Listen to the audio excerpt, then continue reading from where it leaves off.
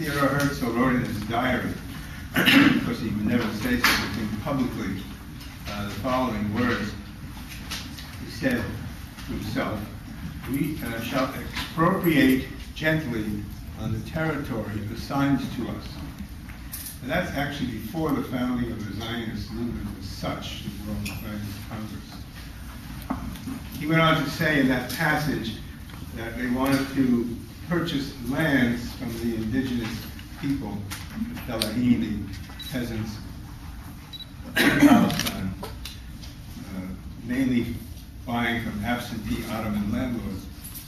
But he concluded by saying, they may think they are cheating us in selling us the land, but whatever they think, we are not going to sell them anything back. Now, this is before the violent stage emerged in the history of Zionism.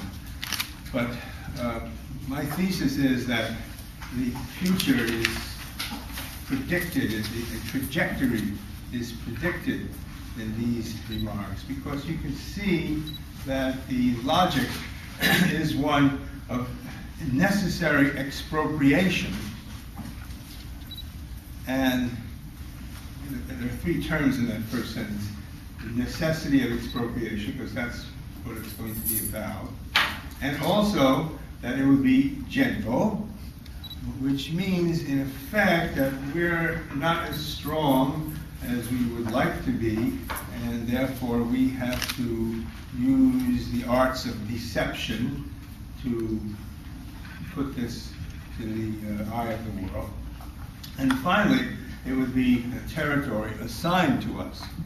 And this is a remarkable mistake, because it certainly indicates, as my colleagues have made rather clear, that there is a necessary imperial connection, because you're not going to have a territory assigned to you unless you have a patron who has territory to hand out, so to speak.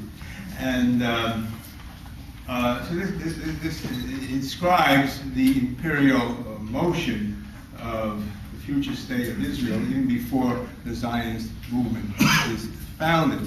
There's also a remarkable contradiction built into it, because ostensibly the point of the Zionist movement was to get the hell out of Europe, where Jews felt themselves to have been miserable aliens and people who were made to bear the terrible burden of the contradictions inherent in Christendom for the last 1,000 years. I mean, this is a very long, hideous story. It has much complication to it, but those of us who come from European Jewish, or to be more exact, Ashkenazi backgrounds, know through any kind of acquaintance with our histories that this was a history of great suffering and misery. Own people came from two towns in Ukraine, and in both of those towns there had been pogroms in the years prior to their departure for the New World. So it's remarkable that they want to get out of Europe, but at the same time they feel they have to get a patron amongst the great imperial powers. They tried the Ottomans, that didn't work. They tried Germany, that didn't work. They finally worked with Britain very ambivalently, and eventually they set going this relationship with the United States, which we are enduring and are obliged to transcend and transform. Now, I obviously could go far afield in all of these notions. I just wanted to use this as a way of introducing a brief talk whose thesis is roughly as follows, that I do believe that we err if we think of the state of Israel as, so to speak, a normal nation state. It would be impossible for a normal nation state to arise on this basis. I also want us to give up the notion that it is impermissible to say that a state does not have a right to exist. I think that, first of all, no state has an inherent right to exist, because a state is nothing but a social contract that if it fails, it should be rewritten. And you know who said that? I mean, less than Thomas Jefferson in the Declaration of Independence, which installs the idea that states do not have an inherent right to exist, but only to fulfill human rights, which is the rising idea of the time. And so therefore no state has an inherent right to exist, but certainly a state that has built into itself a systematic destruction of human rights is a state that does not have a right to exist in an absolute sense. And many states in the world have risen and fallen since our Declaration of Independence, and we can devote a lot of time to that, but basically one would have to say that amongst the states in the world who fit into this category of being absolutely illegitimate would have to be, first of all, our own country, and second of all, apartheid South Africa, and third of all, the Zionist Israel.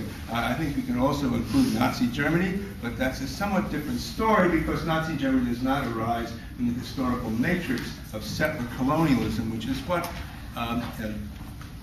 Herzl is proposing in his diary, and what was the essence of the Zionist logic. There is no doubt a gathering crisis of humanity at the end of the 19th century, which is on the whole a very peaceful century. It was going to usher in the most bloody century in human history.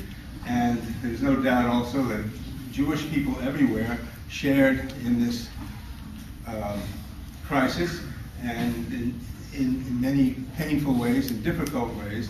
And you could say that logically there were four kinds of approaches that Jews could take, and talking now again about Ashkenazim. Either they could retreat into piety, retreat not being a normative term, but just sort of moving backward against the tide of modernity, which was progressing in Europe as the logic of capitalist accumulation and its destruction of traditional communal ways proceeded, so that there would be a reaction against that. That would be option one. Option two would be to move with modernity and capitalism, come to the United States and become members of the most powerful and successful ethnic minority in the history of the world, including the history of the United States, namely Jewish people in America. The third would be to move with modernity but contest capitalism, which is the way I like to see myself, and I hope Jewish people here would see themselves, because I think this is the way that can preserve the authenticity of the great universal foundations of the history of the Jewish people, which you can derive from various passages in the Bible. But remember, these are derivations and interpretations. You are selectively moving in this way and the other. And nonetheless, it is the case that Jewish people in the 20th century played an enormously important role in every left-wing movement and that you can name, and that also is certainly worth talking about. It's also worth noting that in this country, the United States, and everywhere else, but especially in the United States, the participation of Jews that you might think of your own lives, of the lives of your families, those of you who have a Jewish background, came crashing down after the Second World War as a victim of the general repressive era, the ill-named McCarthyism, the anti-communist era, which swept Jewish people on the left into its maw, as it were, and eclipsed Jewish radicalism. The final blow to that was the Rosenberg case, which was a show trial of Jewish loyalty to the United States. Every participant, including the judge and both attorneys and prosecutors and the witnesses, were all Jewish. It was pure. It was like a medieval trial. Dreadful results. And it's really interesting to note that the Rosenbergs were executed in 1953, in the same year that organization which became AIPAC was founded. And that the Jews, a certain number of Jews who were of that sort of radical political temperament also took a right-wing motion, and they became the nucleus of the neocons, the neoconservatives, who were all mainly Jewish, but 100% Zionists, and that's very important to bear in mind as we ponder the history of U.S. imperialism, which is much more complicated than we can give it credit for here.